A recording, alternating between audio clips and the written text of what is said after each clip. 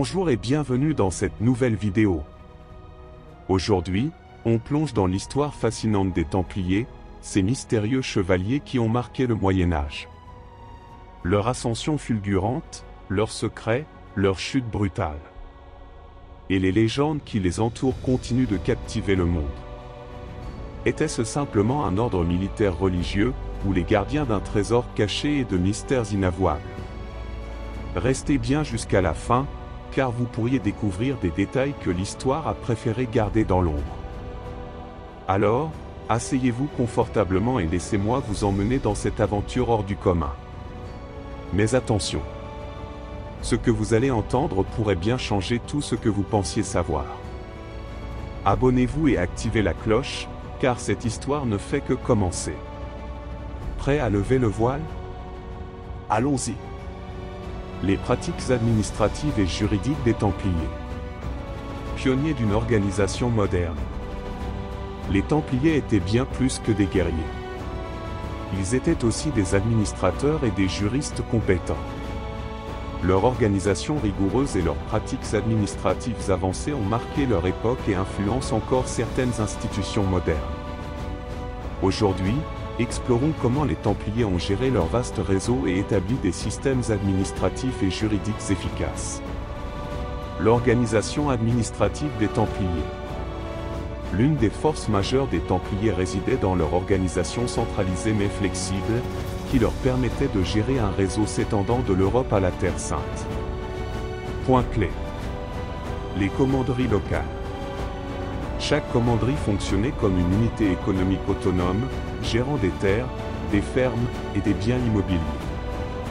Les commandeurs supervisaient les activités locales et rendaient compte aux échelons supérieurs. Hiérarchie stricte. À la tête de l'ordre se trouvait le grand maître, assisté par des officiers supérieurs comme le sénéchal, secrétaire général et le trésorier. Structure pyramidale permettant une prise de décision rapide et cohérente. Système de communication. Les Templiers utilisaient des courriers et des messagers pour coordonner leurs activités à travers leur réseau mondial. Anecdote. Les commanderies templières en Europe généraient des revenus pour soutenir les croisades, servant à financer des armées, acheter des armes et transporter des vivres. Les pratiques financières et bancaires. Les Templiers furent des pionniers dans le domaine bancaire, développant des pratiques qui préfigurent les systèmes modernes. Point clé. Les lettres de crédit. Les pèlerins pouvaient déposer de l'argent dans une commanderie en Europe et le retirer en Terre Sainte grâce à une lettre de crédit sécurisée. Gestion des trésors royaux. De nombreux rois et nobles confiaient leurs trésors aux Templiers, qui offraient des garanties de sécurité et d'intégrité. Prêts et financement. L'ordre prêtait de l'argent aux souverains pour financer des guerres ou des croisades, souvent avec des intérêts déguisés pour contourner les restrictions religieuses. Anecdote. Philippe IV, le bel roi de France, qui devait une somme importante aux Templiers, aurait utilisé leurs pratiques bancaires comme prétexte pour les accuser d'hérésie et confisquer leurs biens. Le système juridique interne des Templiers. Les Templiers avaient un système juridique interne sophistiqué pour maintenir la discipline et assurer la justice au sein de l'ordre. Point clé. Règles de l'ordre. Inspirée de la règle de Saint Benoît, elle détaillait les devoirs, les comportements attendus et les sanctions en cas de transgression. Tribunaux internes. Les membres accusés de fautes graves étaient jugés par des tribunaux internes, dirigés par des supérieurs de l'ordre. Sanctions. Les punitions incluaient la perte de privilèges, des pénitences publiques, voire l'exclusion en cas de faute grave. Justice dans les commanderies. Les commandeurs exerçaient une autorité judiciaire sur les terres qu'ils géraient, tranchant des litiges locaux impliquant les serfs ou les employés. Anecdote. Les Templiers inculquaient un strict respect de la règle. Même des membres haut placés pouvaient être sanctionnés s'ils violaient les principes de l'ordre. L'héritage administratif et juridique des Templiers. Bien que l'ordre ait été dissous, ces pratiques administratives et juridiques ont laissé une empreinte durable dans les institutions modernes. Point clé. Inspiration pour les banques. Les lettres de crédit et la gestion sécurisée des biens des Templiers sont souvent considérées comme les prémices des systèmes bancaires modernes. Influence sur les ordres militaires ultérieurs. Les hospitaliers et d'autres ordres militaires adoptèrent des structures similaires. Modèle d'administration centralisée. La gestion rigoureuse des commanderies templières inspira des systèmes administratifs dans les royaumes européens. Anecdote. L'ordre souverain militaire de Malte, descendant des hospitaliers, applique encore aujourd'hui une organisation hiérarchique similaire à celle des Templiers. Pionniers de l'organisation. Les pratiques administratives et juridiques des Templiers témoignent de leur génie organisationnel. Leur capacité à gérer un réseau complexe, à innover dans la finance et à maintenir la discipline a marqué l'histoire, faisant d'eux des pionniers de l'administration moderne.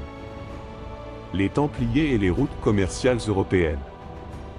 Maîtres des échanges et protecteurs des voyageurs. Bien avant les réseaux modernes de commerce international, les routes commerciales médiévales reliaient villes et royaumes, nourrissant les économies européennes.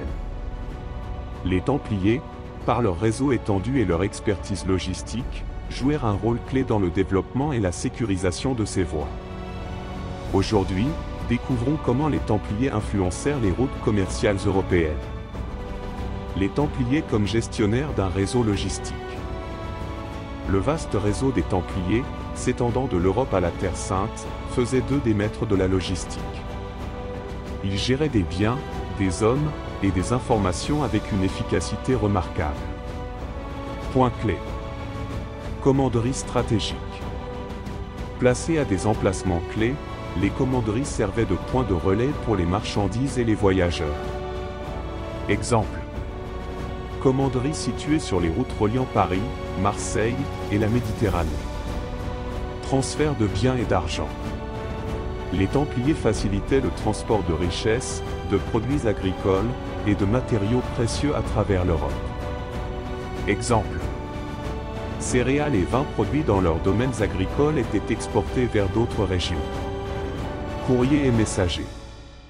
Un réseau de communication rapide entre commanderies garantissait la fluidité des échanges et des décisions. Anecdote.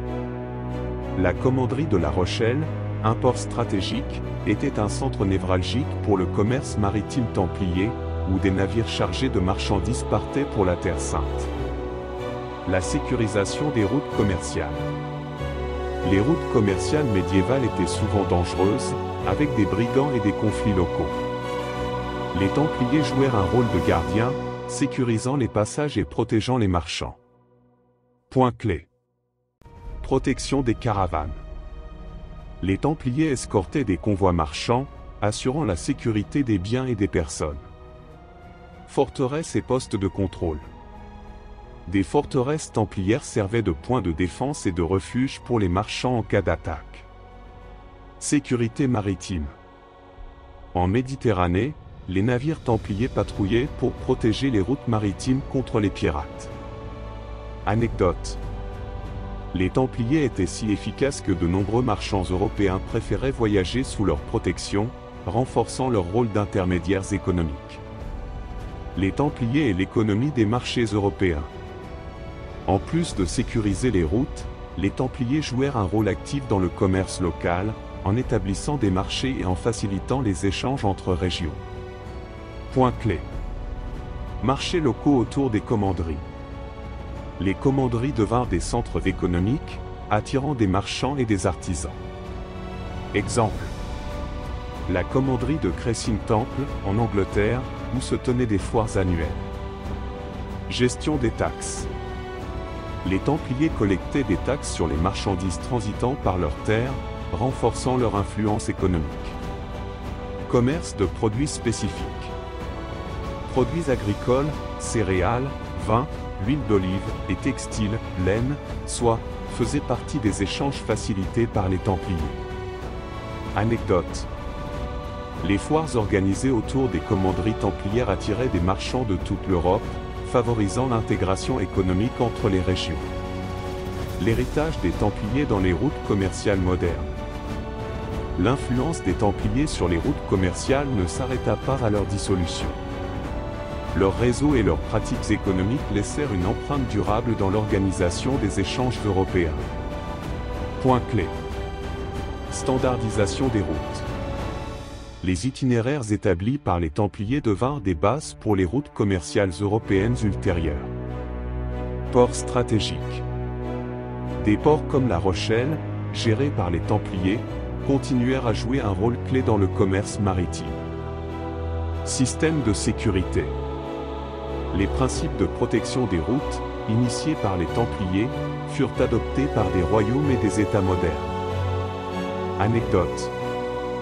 Des routes commerciales comme celle reliant Paris à la Méditerranée ou Londres à Bordeaux suivent encore des tracés influencés par l'organisation templière. Maîtres des échanges et gardiens des routes.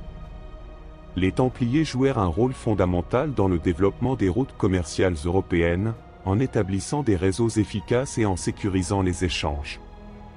Leur héritage, entre économie et logistique, demeure un témoignage de leur génie organisationnel. Le prochain épisode. Dans notre prochain épisode, plongeons dans un autre mystère captivant. Les trésors perdus des Templiers, entre légende et réalité. Les forteresses templières. Bastion de foi et de stratégie. À très bientôt pour cette nouvelle enquête.